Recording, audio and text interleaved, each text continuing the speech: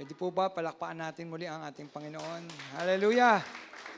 Thank you, Jesus. Hallelujah. Hallelujah. Dakilang Diyos, samahan mo po kami, Panginoon, sa pakikinig namin ng salita mo, Panginoon. Dalangin namin ng banal mong Espiritu, Panginoon, ang siyang patuloy na kumilos, Panginoon, sa buhay ng bawat sa amin. Samahan mo po kami. Gabayan mo po kami, Panginoon. Turuan mo po kami, Panginoon. O Diyos, dalangin namin, Panginoon, ang bawat isa sa amin, Panginoon, sa oras na ito. Bugyan mo kami, Panginoon, ng puso na handa, Panginoon, sa anumang pagtutuwid mo, Panginoon. Salamat po. Sinasamba namin, pinapupurihan sa pangalan mo, Jesus, na aming Panginoon. Amen. Amen. Palakpakan natin ang ating Panginoon, mga kapatid. Manatili po tayo sa pagkakatayo habang binabasa po natin ang salita ng ating Panginoon. Hallelujah. Sige po. May mga Bible po kayo, makibukas po kayo sa akin, sa Marcos chapter 12, verse 41 hanggang 44. Sabi po dito, naupo si Jesus sa tapat ng hulugan ng mga kaloob sa templo at pinagmasdan niya ang mga naguhulog ng salapi. Napansin niyang maraming mayayaman ang naguhulog ng malalaking halaga. Lumapit naman ang isang biyudang dukha at naghulog ng 2 salaping tanso. Tinawag ni Jesus ang kanyang mga alagad at sinabi sa kanila, "Sinasabi ko sa inyo, ang inihandog ng biyudang iyon ang higit na marami kaysa inuhulog nilang lahat, sapagkat ang lahat ay nagkaloob ng bahagi lamang ng kanilang kayamanan. Ngunit ang ibinigay ng babaeng iyon, bagamat siya'y dukha, ay ang buo niyang ikabubuhay." Amen. Pinagpala po ng Panginoon ang pagbasa ng kanyang mga salita. Pwede na po tayong makaupo, mga kapatid. Amen. Hallelujah. Ito po'y may pamagat, ang 2 sentimo. Ang kwento po na ating binasa, ang kwento ng babaeng balo, ay isang mahalagang bahagi ng Bible na nagpapakita ng tunay na paghahandog at pagbibigay ng babaeng balo sa Diyos.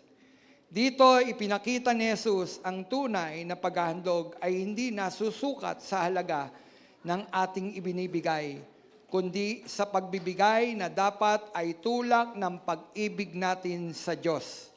Mga kapatid, sa araw na ito, ano po ang aral na dala ng 2 sentimo ng babaeng balo? Hallelujah. Sino po dito mayroon 2 sentimo? Mamera. Ano po ang aral na dala ng 2 sentimo ng babaeng balo? Una, ito po ay may dala na aral na ang tunay na pag-aalay at paghahandog ay hindi nasusukat sa laki ng halaga. Amen? So, wala yan sa laki ng hawak mo at binibigay mo. Ang sabi ng 2 Korinto, chapter 8, verse 12, sapagkat kung bukal sa kalooban ang pagbibigay, tatanggapin ng Diyos ang iyong nakayanan. Hindi niya hinihintay na magbigay kayo ng hindi ninyo kaya. Amen. So sabi po doon, sino ang nagsabi po dyan? Si Paul. Sinasabi niyan sa mga mananampalataya sa Korinto. Ang sabi, kung bukal sa kalooban ang pagbibigay, tatanggapin ng Diyos. Ano daw? Ano sabi? Kung bukal, kung buo, sa inyong kalooban, hindi kayo napipilitan, tatanggapin ng Diyos ang inyong mga kaloob. Ang sabi, hindi daw inihintay ng Diyos na magbigay tayo ng hindi ninyo kaya. Mga kapatid, hindi hinihingi ng Diyos yung hindi nyo kaya. No? Ang babaeng balo ay nagbigay ng 2 sentimo. Sabi ko nga kanina, ang tunay na pag-aalay at paghahandog sa Diyos ay hindi nasusukat sa laki ng halaga. Minsan ang tao nakatingin sa laki ng halaga. na ibinibigay. Pero naulitin ko, wala yan sa laki at wala rin yan sa liit. Apo? Ang babaeng balo ay nagbigay ng 2 sentimo na isang maliit na halaga. Ngunit pinuri siya ni Jesus. Ang kanya kasing ginawa ay batid ni Jesus na ang babaeng ito ay nagbibigay ng halagang hawak niya. Ito'y tulak ng pag-ibig at pagtitiwala niya sa Diyos. Ano daw ang nakita ng ating Panginoon? Kasi napansin ng Panginoon Napansin ng Panginoon na maraming nagbibigay sa templo. Mayayaman. No, mayayaman. Tanong, masama bang magbigay? Masama po bang magbigay? Hindi masamang magbigay. Kaya lang, napansin ng Panginoon, marami daw nagbibigay sa templo ay yung malalaki, mayayaman kasi, ngunit ang sabi ng Panginoon, ngunit ito'y bahagi lamang sa kanila. Ngunit ang babaeng ito, ang sabi, nagbigay ng lahat-lahat sa kanya. So mga kapatid, sabi ko nga, ang tunay na pagbibigay ay hindi nasusukat sa laki ng halaga. Kapatid, hindi yan sa laki. Hindi diyan sa laki ng halaga mo mapapapurihan mo ang Panginoon. Kundi ang tinitignan ng Panginoon kung paano kang nagbibigay sa ating Panginoon. Malaki o maliit,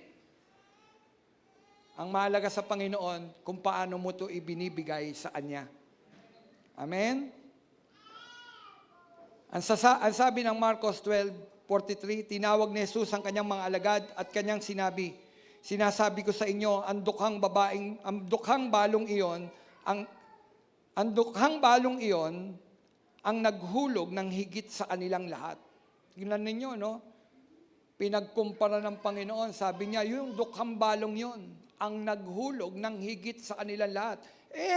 Pwede sabihin ng mga alagad, Panginoon, yung binigay ng babaeng yon, sentimo lamang, 2 sentimo. Samantalang yung mga nagbigay na nauna ay napakalalaki ng ibinibigay nila sa templo. Bakit ganun naging ganun ang hatol ng Panginoon sa babaeng balo? Alam nyo mga kapatid, ito ay tahasang pagtuturo sa mga alagad at sa atin, mga kapatid. Natatanggapin lang ng Diyos ang ating kaloob kung ito ay bukal, maluwag sa ating kalooban ang ating mga pagbibigay. Bukal, maluwag sa iyong kalooban ang iyong pagbibigay. Anong sabi ng Panginoon? Bahagi lamang yung kanilang ibinibigay. Samantalang ang babaeng balong ito, lahat ng nasa kanya, ibinigay niya. Minsan kasi nakatingin tayo sa laki ng halaga, pero ang Diyos hindi nakatingin sa laki ng halaga. Amen? So, Pastor, ibig sabihin ba niyan, huwag na kami magbigay ng malalaking halaga? Kapatid, kung yan ang tulak, alam niyo po bang mas mahirap magbigay ng malaking halaga? Tama? Yung bang babaeng balong ito, nagbigay ng malaking halaga sa paningin ng Panginoon? Opo.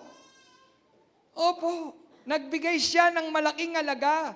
Sa mga mata natin, ang tingin natin, sentimo lang yon. Pero sa Panginoon, nakita ng Panginoon, lahat ng Kanya, ibinigay niya, buo niyang yaman. Kapatid, yun na yung lang hawak ng babaeng balo. Wala na siya. Wala na siyang tinira. Di ba pwedeng niyan sabihin sa Panginoon, Panginoon, nati tayo, tigisa tayo. 1 sentimo sa iyo, 1 sentimo sa akin. Pero hindi. Tulak ng pag-ibig, tulak ng pagsamba niya sa ating Panginoon, ibinigay niya ang lahat-lahat sa ating Panginoon. Binigay niya ang lahat-lahat sa templo.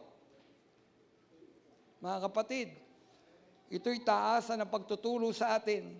Natanggap lamang ng Panginoon ang ating pagbibigay at pagkakaloob kung ito'y tulak ng pag-ibig natin sa ating Panginoon.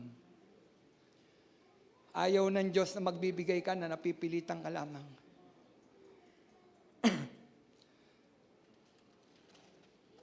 Ang ginawa ng babaeng balo ay pagbibigay ng may masayang puso.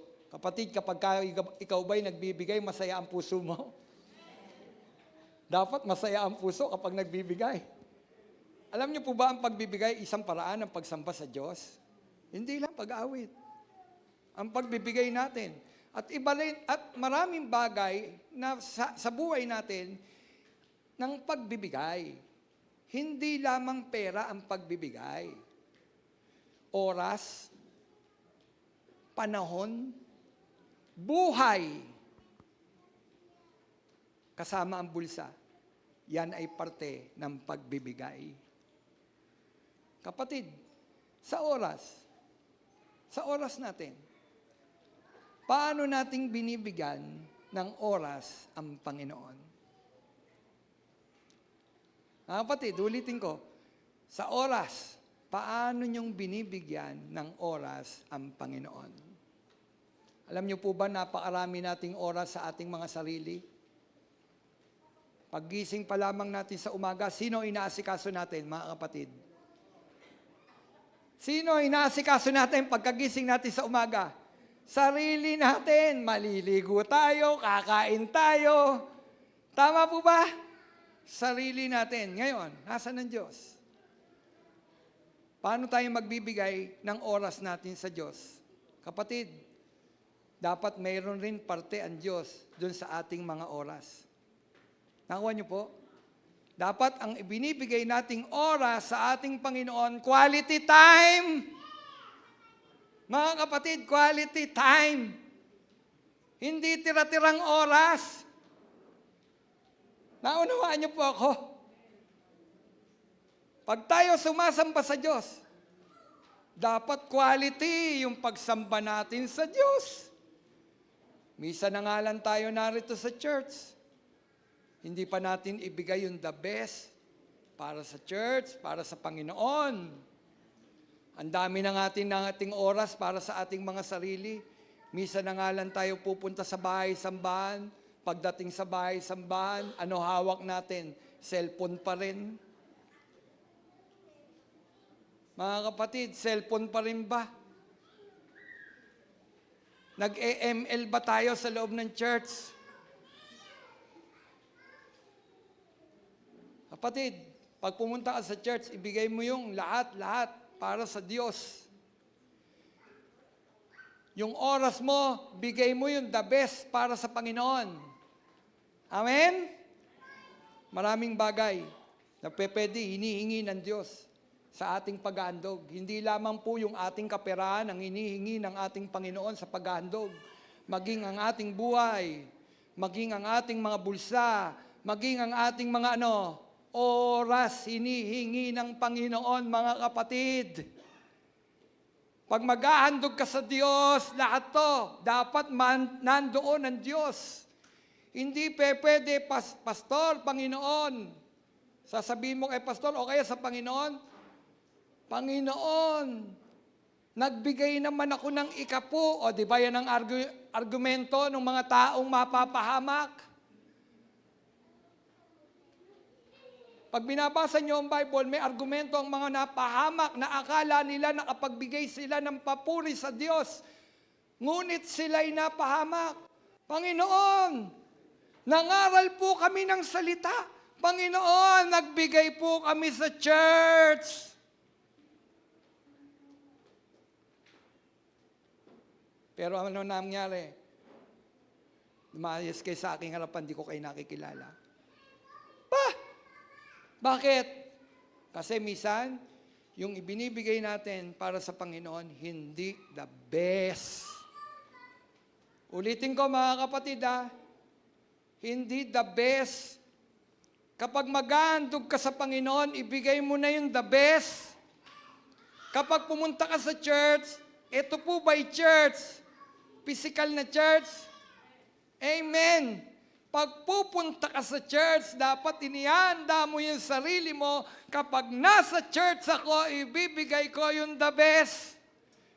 Pag umaawit ng papuri sa Panginoon, naaawit ako ng the best para sa Panginoon. Pag makikinig ako ng salita, makikinig lang ako ng salita dahil makikinig ako para sa Panginoon, yung the best. Paglabas natin, tsaka na yung mga kwentuhan natin. Dito sa church, ibigay natin yung the best para sa Panginoon. Amen o no amen? Hindi po ako galit. Nagpapaliwanag lang. Bigay natin yung the best. Ang babaeng balo, ang kanyang pagbibigay ay hindi para magpasikat. Hindi siya nagpasikat. Sino ang napansin o pansin sa kaloob? Yung dalawang kusing. Samantalang ang mga kasabay niya ay malalaking halaga ang kanilang binibigay. Ngunit ang sabi ng Panginoon, bahagi lang daw yan ng kaloob nila. Mga kapatid, sino ang napuna ng ating Panginoon? Ang babaeng balo. Babaeng balo. Na ano? Nagkaloob, binigay sa ating Panginoon, sa Diyos, yung the best. Amen? Ang sabi ng Lucas 21, 1 hanggang 4, ang sabi po dyan, ganito. Lucas 21,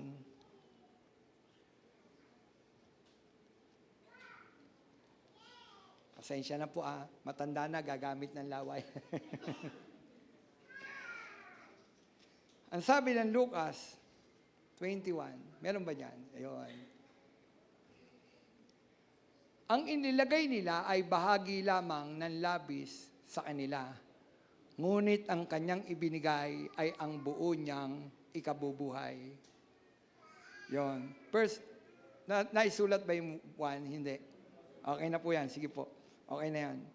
Ang sabi, ang inilagay nila ay bahagi lamang ng labis sa kanila. Ngunit ang kanyang ibinigay ay kanyang lahat ng kanyang ikabubuhay. Ang sabi doon. So pinakita doon, yung babaeng balo ang pinansin ng ating Panginoon. Hindi niya tinignan yung nagbigay ng malalaki. Bakit? Kasi nga, sabi ko nga kanina, yon ay bahagi lamang ng kanilang binigay. Alam nyo ba mga kapatid, ang the best example sa pagbibigay ng masaya, galing sa puso, hindi tao, ang Diyos. Alam nyo ba, ang Diyos ang nagbigay ng galing sa puso.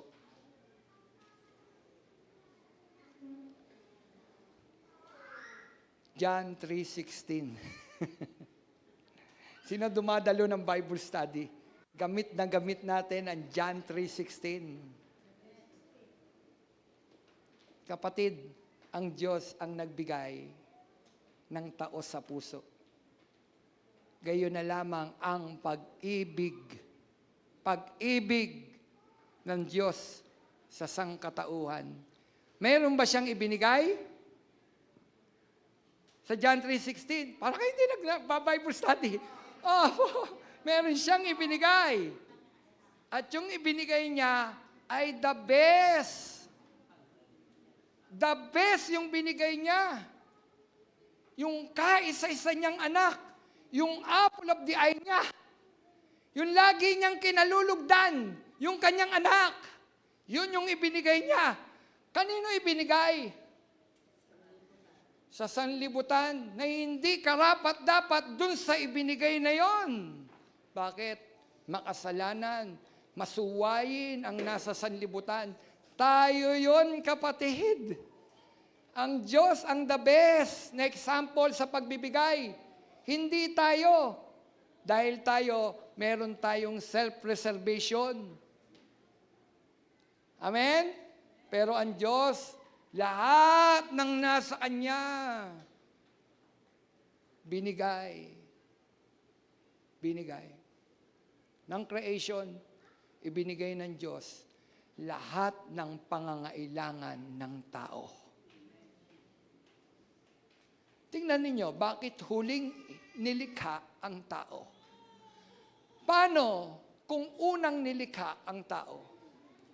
Wala pang mga halaman, wala pang punong kahoy. Ano kakainin ng tao?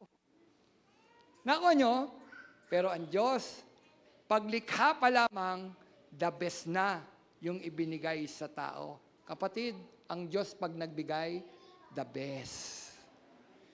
Tayo po, the best ba tayo kung magbigay sa Panginoon? Oras, dapat buong buo. Puso, kapatid, sino laman ang puso mo? Diyos ba? Dapat ang Diyos. Kung hindi, magpasya ka. Panginoon, mula ngayon sa araw na ito, ibibigay ko lahat-lahat sa puso ko. Ikaw yung una. Kapatid, ikaw yung una. Sino yung una? Ang Diyos. Pasya tayo. Pansin ng Diyos ang nagbibigay ng the best. Wala sa laki ng halaga. Kapatid, wala sa laki ng halaga. Kundi dapat, kaya ka nagbibigay sa Diyos, kaya binibigay mo yung buhay mo, kaya ibinibigay mo yung oras mo, kasi, tulak ng pag-ibig natin sa ating Panginoon. Kapatid, kaya ka ba pumunta sa church na ito para sambahin ang Panginoon dahil mahal mo si Lord? O nakaugalian mo lang? Uy, may pistang Kristiyano ngayon. O nakaugalian lang? Hindi, gawin natin yung pagpupunta tayo sa church kasi Lord, ibibigay ko yung lahat-lahat sa iyo. Maghahandog ako sa iyo. Kapatid, kapag magbibigay tayo, bigay natin yung the best para sa Panginoon. Amen? Pangalawa, bilis, kakain na tayo. Mga launa, tapos na po tayo mga kapatid. Ang tunay na paghahandog, pangalawa po, sumobra po pala ako. No. Wala sa alaga, no?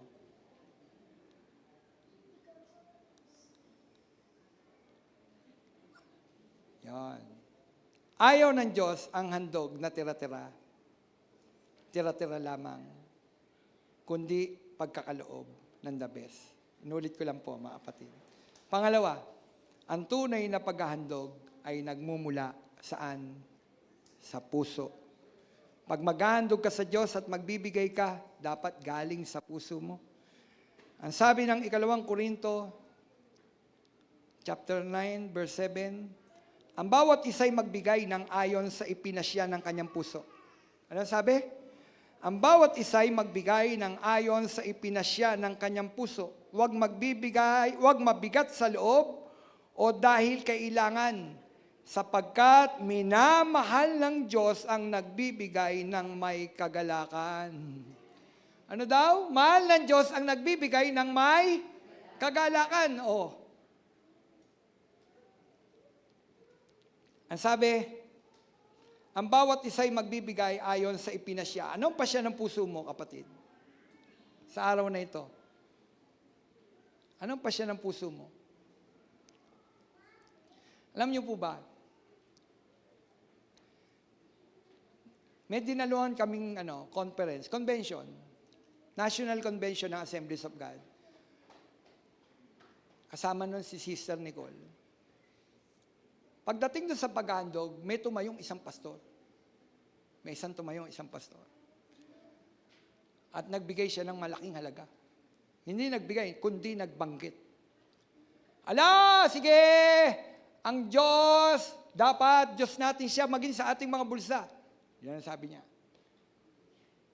Ilabas ang mga wallet, ilabas ang mga tig-1,000.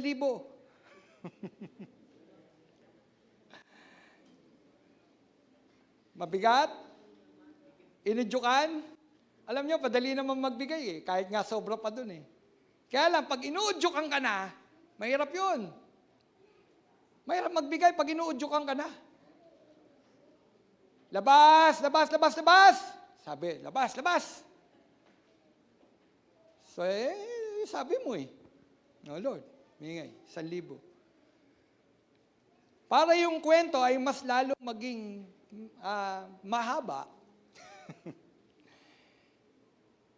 sumunod na conference, dumalo uli kami. Ginanap diyan sa Bicol. Nung bigayan na, siya na naman yung tumayo. Naku, sabi ko, eto na naman to. Sabi ko, eto na naman siya. Wow naman. Sabi ko, laki na ng gastos ko dito, Bicol region to. Sabi ko, wow naman. Pagtayo niya, labas, labas, labas, labas sa mawalit, labas, labas. Ang ibibigay natin ay ganitong halaga. Nako po. So ako, laban yung sa loob ko. Ano sabi?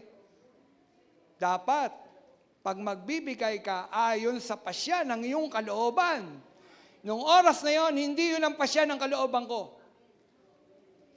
Hindi yun ang pasya ng kalooban ko. Sabi ko, Panginoon, hindi ito pasya ng kalooban ko. Hindi ako titingin sa sinasabi niya. Hindi yan. Hindi ako magiging masaya. Para lang mapagbigyan ko yung sinasabi niya, gagawin ko yon. Sabi ko, hindi, Panginoon, hindi po. Kumuha po ako ng halaga doon sa aking bulsa. Tangan-tangan ko. Panginoon, ito po ang aking napagpasyahan. Ito po, Panginoon, ito. Tapos habang lumalakad na yung offering, doon mo ihuhulog. Hawak-hawak ko yung perang aking pinagpasyahan. Nangusap ang Diyos sa akin. Ngayon, maluwag ba sa loob mo yan? Opo, Panginoon. Ngayon, ibigay mo yung kanyang hinihingi. Wow! Sinobrahan pa ni Lord. Kasi may hawak na ako Nakuha nyo? Alam nyo, ginawa ko? Dahil hindi ko sa tao narinig, kundi narinig. Di ba, alam nyo, nangungusap ang Diyos. At pag nangusap ang Diyos, may kapayapaan. Nung yung tao, yung pastor lang nagsasalita na sinabi, ibigay mo ang halagang ito, nagngingit-ngit yung loob ko. Pero nung nangungusap na ang Diyos, ngayon, may awa ka, eto yan yung pasya mo, o ngayon, ibigay mo yung sinabi niya. Alam niyo, yung lahat ng allowance na binigay sa akin, binigay ko. Maluwag sa kalooban. Ano sabi? Iniibig ng Diyos ang nagbibigay ng taos sa kanyang puso. Kung nagbigay ako dahil sa sinabi niya, may kasalanan ako kasi nagngingit-ngit yung loob ko. Maraming pastor ang lumapit, ang sabi sa akin, binigay niyo ba yung gusto niya? Sabi, hindi ko binigay. Bakit? Hindi ko kayang makipagsabayan. At talagang hindi kayang makipagsabayan. Pero inyo, pumunta ka ng Bicol, kumuha ka pa ng hotel, doon ka titira, kakainin mo. Tapos di po ba, mga kapatid, kapag tayo magbibigay, tao sa puso, galing sa puso, nagdulumundag yung puso mo, nagbibigay ka sa Panginoon. Hindi dahil udyok ni Pastor Romel. Hindi dahil udyok ni Pastor Romel, kundi udyok ng Diyos. Alam niyo ba, ang babaeng balo, bakit niya ibinigay yung lahat-lahat sa kanya? Bakit? Kasi udyok ng Diyos sa kanya, tulak ng pag-ibig ng Diyos sa kanya. Kaya yung lahat-lahat sa kanya, kaya niyang ibigay sa Diyos ng may kagalakan. Amen? Masaya na nagbibigay sa Diyos, lalo na kapag tulak ng kanyang pag-ibig sa Diyos. Kapatid, ang sabi ng Korinto, ang bawat isa ay magbigay ng ayon sa ipinasya ng kanyang puso. Malinaw po yun. Amen? Huwag mabigat sa kalooban o dahil kailangan. Yun, ang oras na yun, dahil kailangan Kaya lang, mabigat sa kalooban. Kapatid, pag mabigat sa kalooban, wag mong gawin. Wag mong gawin. Kung ano yung pinasya ng puso mo, yun ang gawin mo. Alam nyo ba, meron minsan yung ipinapasya ng puso natin, higit pa nga doon sa sinasabi ng tao. Amen? Kasi kapag ang Diyos ang nangusap, dahil alam mong Diyos, sa Diyos galing yon, higit pa doon, yung ibinibigay. Gusto nyo magbigay ako ng sample? Ito, lagi ko lang nagiging example. Bakit? Kasi nung binigay niya yon, nakinig siya kay Lord. Kasama natin dito, hindi ko na lang babanggitin. Magkano po lahat ng salamin? Magkano po? Eto po, Pastor.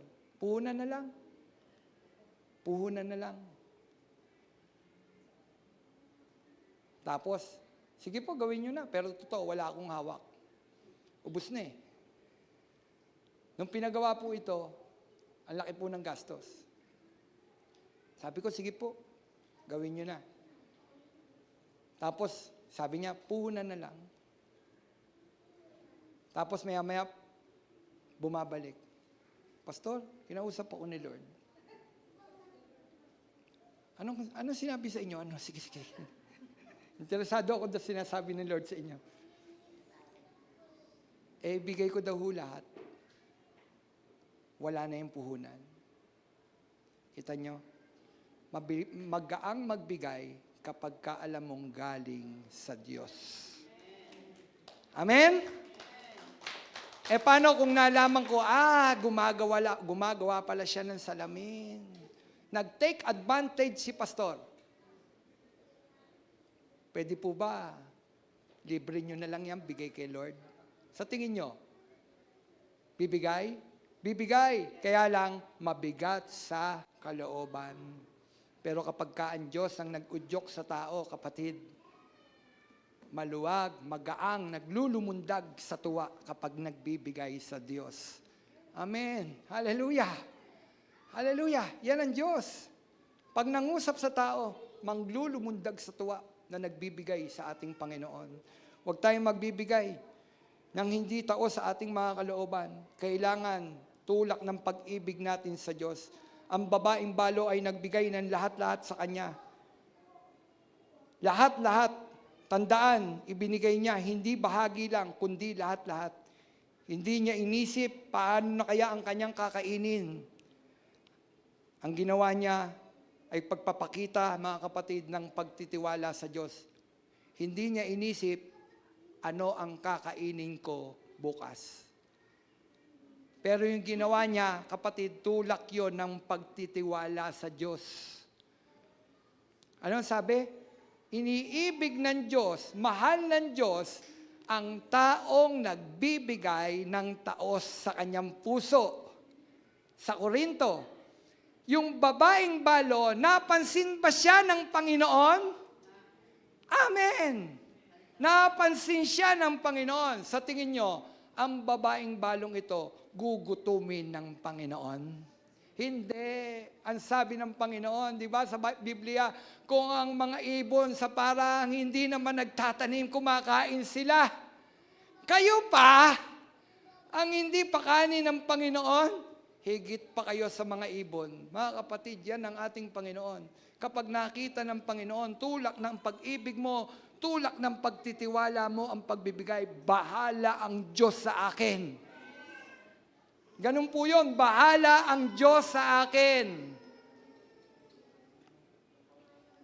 Kapatid, marahil tinuturuan tayo ng Panginoon na magbigay ng taos sa ating mga puso.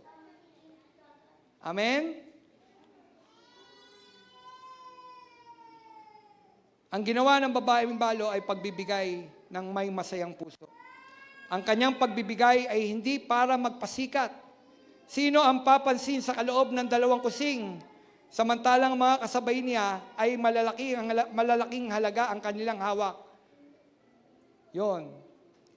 Ngunit ang babaeng balo, ang kanyang ipinagkaloob buong buo, yung lahat-lahat sa kanya, mga kapatid. Ganyan magbigay. Ganyan tayo dapat magbibigay. Yung pinaka the best. Naglulumundag ang ating mga puso sa pagbibigay natin sa ating Panginoon. Ulitin ko, oras, buhay. Ulitin ko hindi lamang bulsa. Oras, buhay. Dapat ibinibigay natin sa Diyos the best. Amen? Dahil ang Diyos ang nagpakita ng pagbibigay na the best. Pangatlo at panghuli, kakain na po tayo. Mainit na po ang kare-kare. Nangangamoy na. Pangatlo, ang tunay na paghahandog. Ang tunay na paghahandog ay tinatanggap ng Diyos.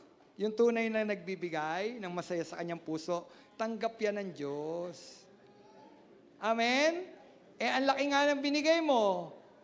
Nagagalit naman yung puso mo. Paano kang pagpapalain ng Panginoon? Tandaan natin sabi ko kanina, wala yan sa laki ng halaga. Minsan nagbibigay para lang makapagpasikat. Hindi ganun.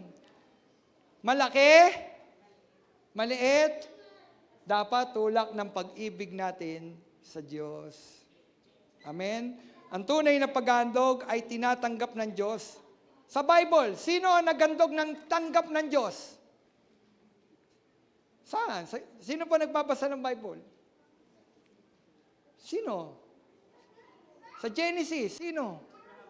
Si Abraham? Opo. Pero pinaka-the best. Pero pinakita doon, yung hindi tinanggap at yung isa naman tinanggap. Si Cain at si Abel. Amen? Si Cain, ang inihandog niya, siya po'y magsasaka. Si Abel,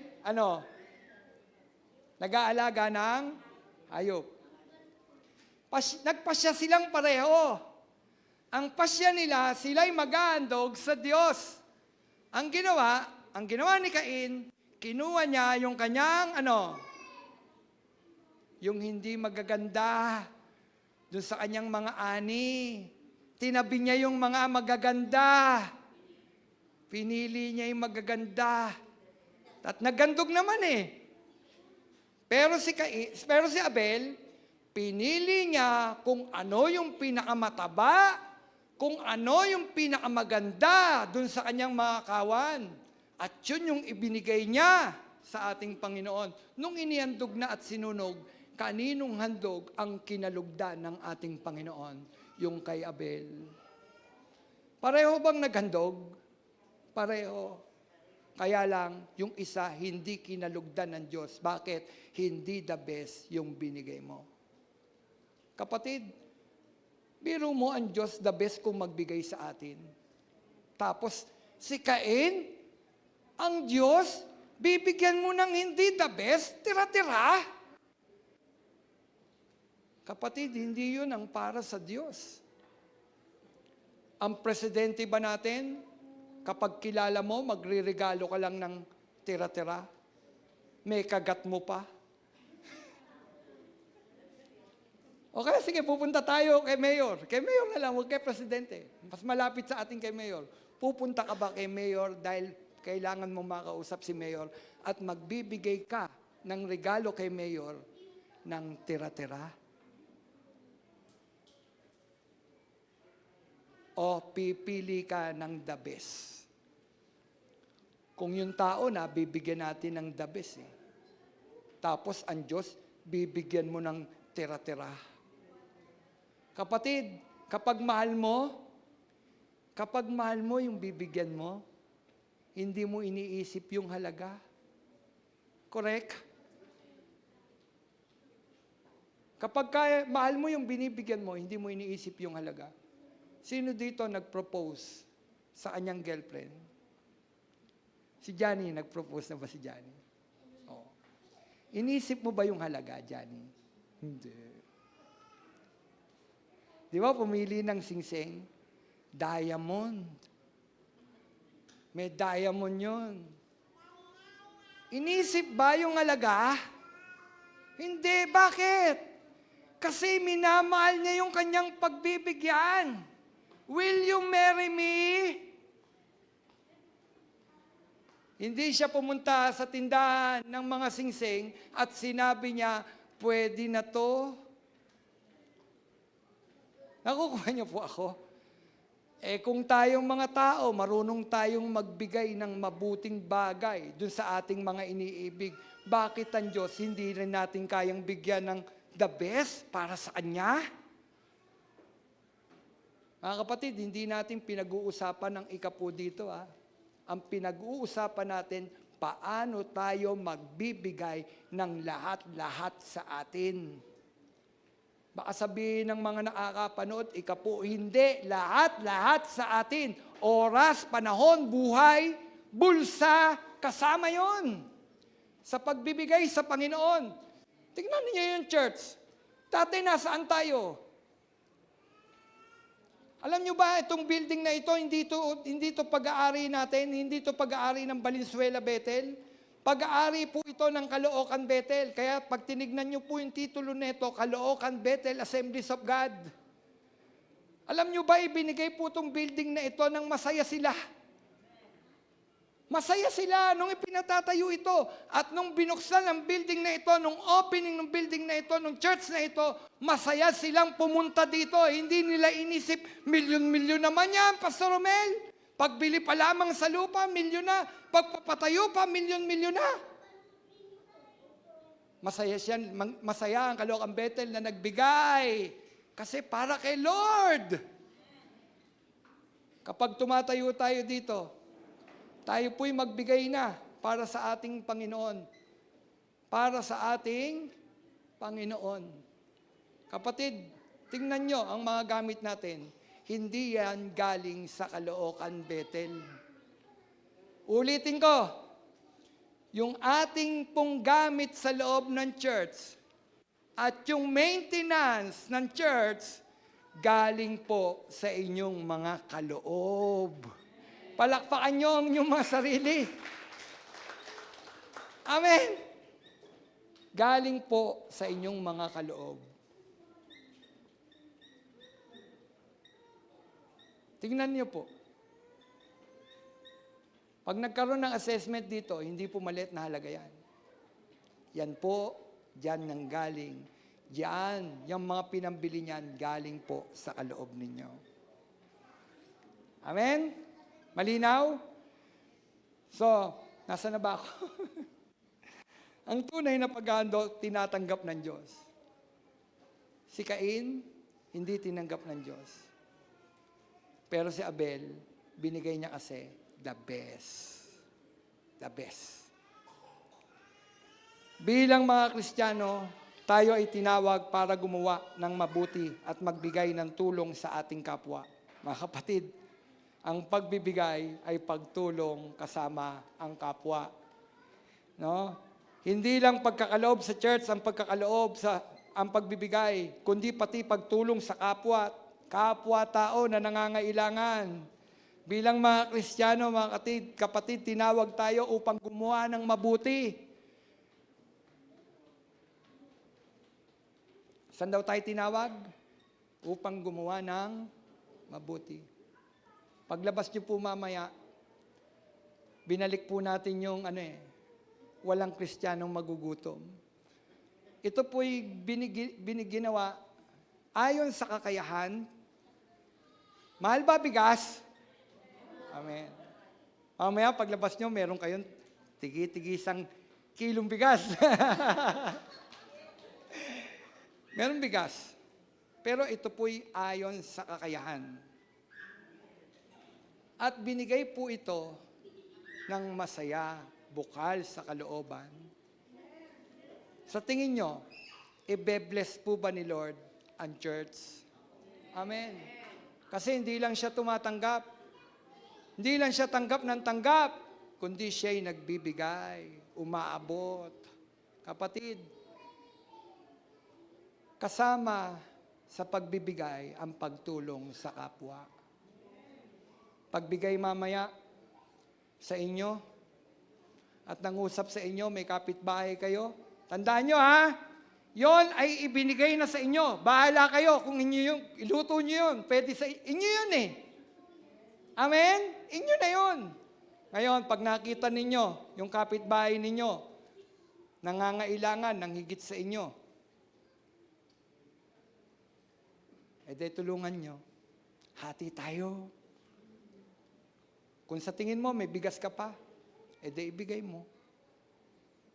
Pastor Romel, dinudyukan mo kami. Hindi, inyo yun. Sabi ko nga sa inyo, kung kailangan nyo, iluto nyo. Amen? Pero kung may nakita kayong mas nangangailangan, bakit hindi natin tulungan? Alam nyo, tinuturuan tayo ng Diyos. Tinuturuan tayo ng Diyos ng magbigay, tumulong sa ating kapwa. Pagbibigay, paghahandog ba ang pagtulong sa ating kapwa? Ano ang sabi ng Bible? Ang ginagawa ninyo sa inyong kapwa ay ginagawa nyo hindi lamang sa Kanya, kundi ginagawa ninyo sa akin. Naunawaan niyo po ako? Kung anong ginagawa mo sa kapwa mo, hindi mo lang ginagawa sa Kanya, ginagawa mo sa Diyos. Ang lahat ng ito ginagawa ko, hindi para lang sa iyo, para sa Diyos. Kapatid, ang pagbibigay ng tulong at maraming tulong maaari nating ibigay. Hindi lamang pagkain, pwede ring panahon. Pwede ring magbigay ka ng oras sa Kanya. Kung siya'y nahihirapan, mayroon suliranin, kailangan niya ng kausap, di makinig ka. Makinig ka sa Kanya at iparamdam mo, may karamay siya. Pagbibigay ng oras sa ating kapwa. Ang sabi, sa huling araw, sasabihin niya, ako'y nakulong, ngunit ako'y iyong dinalaw. Sabi niya dun sa mga nasa kanan, ako'y nagutom at ako'y iyong pinakain. Panginoon, kailan ka nakulong na dinalaw ka namin? Kailan ka nagutom na pinakain ka namin? Ang sabi ng Panginoon, kung anong ginawa mo sa kapwa mo, siyang ginagawa mo sa akin. Paghahandog ba yon sa Panginoon? Pagbibigay ba sa Panginoon? Amen. Pag umaabot ka sa kapwa mo, ginagawa mo yon para rin sa Diyos. Amen? Kapatid, kung sa ganang atin, hindi natin kayang magbigay, madamot ang tao. Madamot ang tao. Pero kapag ka nasa iyo si Jesus, ang dali-dali, ang gaang-gaang magbigay. Bakit? Kasi ang Diyos na nasa puso mo ay Diyos na mapagbigay. Amen? Inaalis ng Diyos yung ating pagiging madamot. Tinuturuan tayo ng Panginoon na tayo ay umabot at magbigay. Mga kapatid, sabi ko nga bilang mga Kristiyano ay tayo ay tinawag para gumawa ng mabuti at magbigay ng tulong sa kapwa-tao. Huwag natin itong kakaligtaan ang paggawa ng mabuti sa kapwa at gawin ito ng may kagalakan at pag-ibig ay sa Diyos natin ginagawa. Ang pagtulong sa kapwa ay pagkakaloob na kinalulugdan ng Diyos. Mga kapatid, ang pagtulong sa kapwa ay pagbibigay na kinalulugdan ng Diyos. Ang sabi nga sa, when you give, you will receive. When you give, you will receive. Gusto nyo bang bigyan? Give! Give! Amen? Magbigay ka. Kung anong ginawa mo, gagawin din sa iyo. Give. Amen? Gusto ba nating kalugdan tayo ng Diyos? Give. Give. And you will receive. Nawa, mga kapatid, tayo ay mibigay ng ating lahat-lahat sa Diyos. Conclusion. Nawa, magbigay tayo sa Diyos ng lahat-lahat sa Kanya. Ang ating oras, panahon para sa Diyos. Kapag nasa church ka, makinig ka.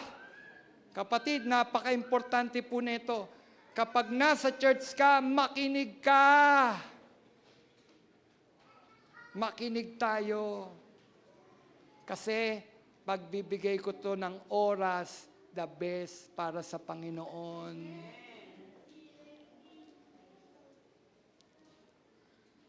Kahit maliit na halaga, kapatid, magbigay ka sa Diyos.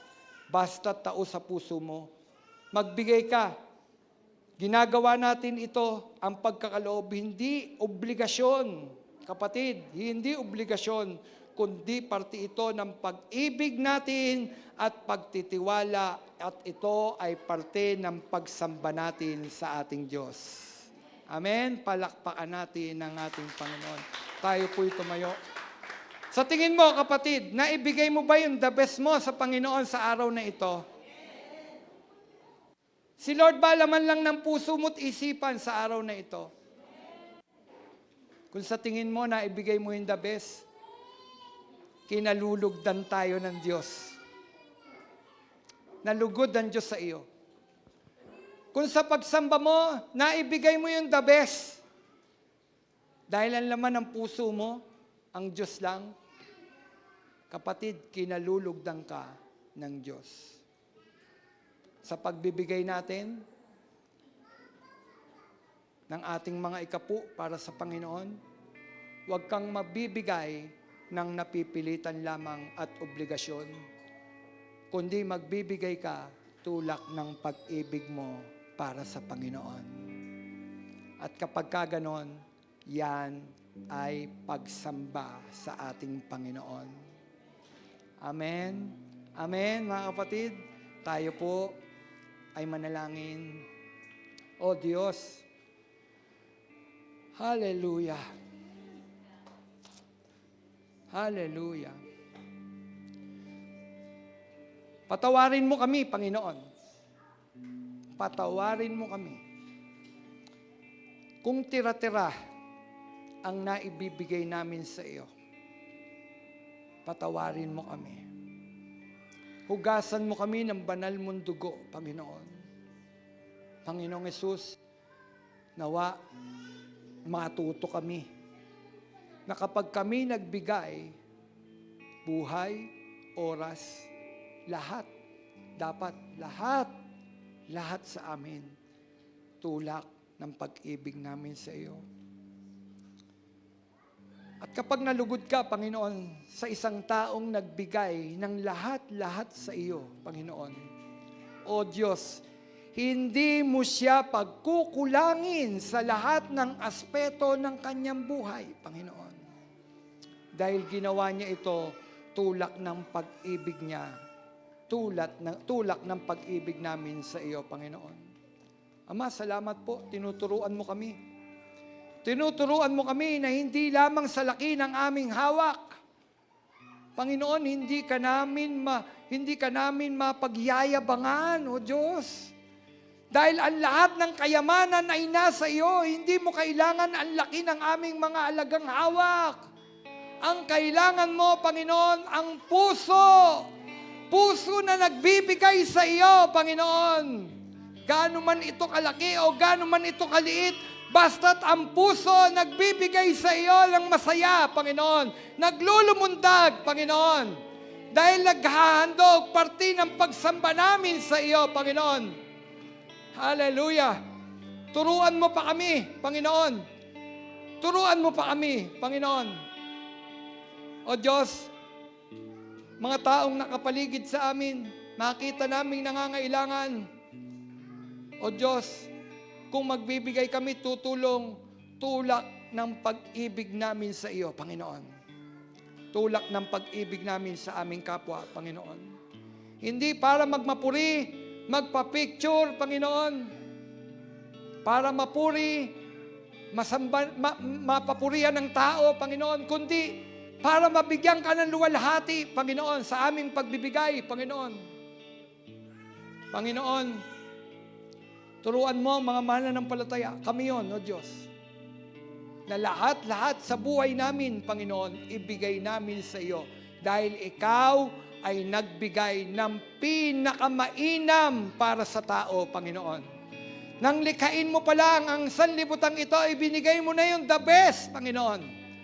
At higit na ipinadama mo, Panginoon, yung pagbibigay mo ng the best, Panginoon, nang sa gitna ng aming pagkakasala, Panginoon, ibinigay mo, Diyos, ang kaisa-isa mong anak na si Jesus, Panginoon, para kami magkaroon ng kaligtasan, Panginoon. Diyos, hallelujah. Karapat dapat kang purihin, karapat dapat kang sambahin, Panginoon. Hallelujah, dahil ikaw ang nagpakita kung paano ang tunay na pagbibigay, Panginoon. O Diyos, hindi kami karapat-dapat sa mabubuting bagay. Pero ibinigay mo yung mabuti para sa amin, Panginoon. Tapos kami, Panginoon, ikaw, Panginoon, na isang perpektong Diyos, makapangyarihan, magbibigay ng tira-tira. Tira-tirang oras, tira-tirang pag-ibig, Panginoon. O Diyos, tira-tira sa aming buhay, Panginoon. Patawarin mo kami, Panginoon. Ngayon, Panginoon, turuan mo kami, Panginoon. Turuan mo pa kami na ibigay namin sa iyo yung the best. Kaya ng tao ibigay ang the best, Panginoon. Dahil ipinakita ito ni Abel, Panginoon. Binigay niya yung the best. At sa kanyang pagsamba, Panginoon, tinanggap mo, Panginoon. Naging mabangong halimuyak sa iyo, Panginoon, ang kanyang pagsamba. Nawa, Panginoon, sa aming pagbibigay at pagbibigay ng oras, panahon, at maging yung aming bulsa, Panginoon. O Diyos, maging mabangong halimuyak sa iyo ang aming pagbibigay, Panginoon. Salamat po, Panginoon. Salamat po, Panginoon. Salamat sa pagtuturo. Salamat po, Diyos. O Diyos, aming pong idinadalangin ang may mga karamdaman, Panginoon. Hindi man namin nabanggit ang kanilang mga pangalan, Panginoon. Sa oras na ito, Diyos. Diyos kang nagpapagaling. Pagalingin mo po sila in Jesus' name, O God. Sa pangalan mo, Jesus, O Diyos, na aming Panginoon, dakilang manggagamot, pagalingin mo ang may mga karamdaman. Ang mga nabibigatan luba, sa mga pasanin, problema sa buhay, Panginoon. O Diyos, iparanas mo ang kaaya-aya, masaganang buhay, Panginoon. Diyos kang nagbibigay, Panginoon. Salamat po, Panginoon. Salamat po. O Diyos, sa dumaranas ng pighati, sakit ng kalooban, hayaan mong gamutin mo, Panginoon, ang kanilang mga puso sa oras na ito. Sa oras na ito, O Diyos. Salamat po. Sa iyo po ang pagsamba, sa iyong papuri, sa pangalan mo, Jesus, na aming Panginoon. Amen. Amen. God bless you po, mga kapatid.